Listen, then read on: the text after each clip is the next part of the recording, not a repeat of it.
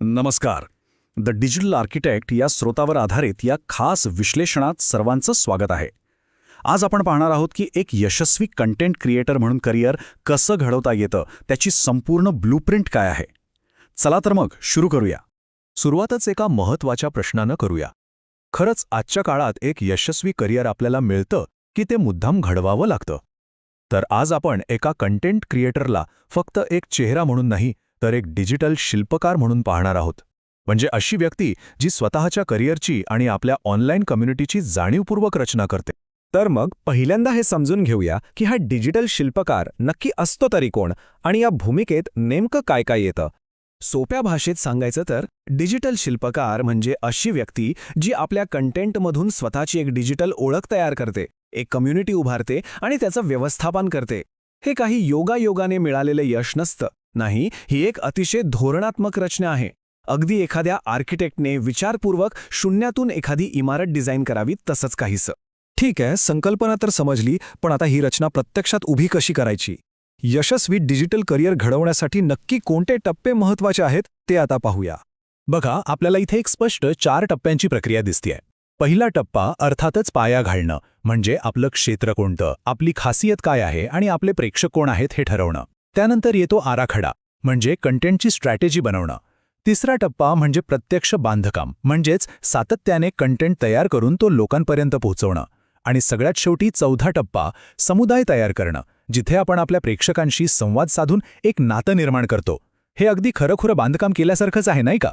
आता कोणत्याही आर्किटेक्टप्रमाणेच एका कंटेंट क्रिएटरला सुद्धा काही नियमांचं पालन करावंच लागतं. याला आपण एका मजबूत करिअरसाठीचे बिल्डिंग कोड्स म्हणू शकतो. ही तत्त्व डिजिटल करिअरचे जणू काही आधारस्तंभच आहेत. म्हणजे बघा, एकीकडे प्रामाणिक राहणं, लोकांना काहीतरी चांगलं देणं, त्यांच्याशी आदराने बोलणं आणि सातत्य ठेवणं हे खूप महत्त्वाचं आहे. तर दुसरीकडे प्रेक्षकांची दिशाभूल करणं, त्यांच्या प्रतिक्रियांना दुर्लक्षित करणं किंवा क्वालिटीशी तडजोड करणं या गोष्टी कटाक्षाने टाळायला हव्यात. हे संतुलन साधलं तरच ती इमारत कोसळण्यापासून वाचू शकते. बरं, ही सगळी रचना उभी राहिली, मग याचा आर्थिक वास्तव काय आहे? कारण कुठल्याही प्रकल्पाचं यश शेवटी यावरच तर मोजलं जातं. इथे एक गोष्ट अगदी स्पष्ट होते की या क्षेत्रात कमाईच्या शक्यता अमर्याद आहेत. म्हणजे तुम्ही अर्धवेळ काम करून थोडं उत्पन्न मिळवू शकता किंवा याला कोट्यवधींच्या व्यवसायातही बदलू शकता. आता हा आलेख बघा, किमान आणि कमाल संधींमध्ये किती मोठं अंतर आहे. यावरून एक गोष्ट अगदी स्पष्ट होते की या क्षेत्रात प्रवेश करणं सोपं आहे, पण त्याचवेळी तुम्ही किती यश मिळवू शकता किंवा किती कमाई करू शकता याला कोणतीही मर्यादा नाही. चला आता जरा वैयक्तिक करिअरच्या पलीकडे जाऊन बघूया, या सगळ्याचा समाजावर नेमकं काय आणि कसा परिणाम होतो.